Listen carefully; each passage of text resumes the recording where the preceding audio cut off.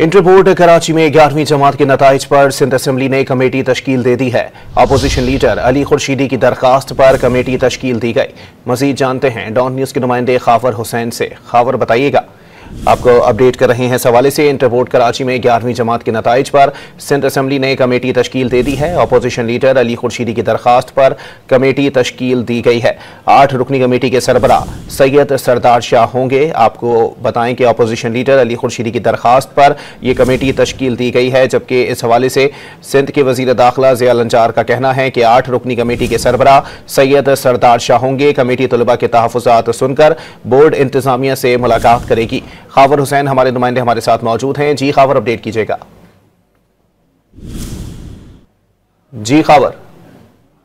Committee तश्कील दी है। Opposition leader Ali Khurshidi की दरख्वास्त पर कमेटी तश्कील दी गई है। 8 रुकनी कमेटी जो है, जिसके सैयद सरदार शाह कमेटी का सरबराह बनाया गया है, जबकि सादिया जावेद, शब्बीर अहमद, ताहा अहमद और अब्दुल वसीम को इस कमेटी के मेंबर के तौर पर शामिल किया गया है, जबकि अली जान, आसिफ खान, फारूक अवान और एजाज स्वाति भी इस कमेटी में शामिल होंगे। तलबा को के तहफ़्फ़ुज़ात सुनने और बोर्ड इंतजामिया से मुलाकात करने की जिम्मेदारी दी गई है इस कमेटी को, जो तहफ़्फ़ुज़ात से तलबा को खास तौर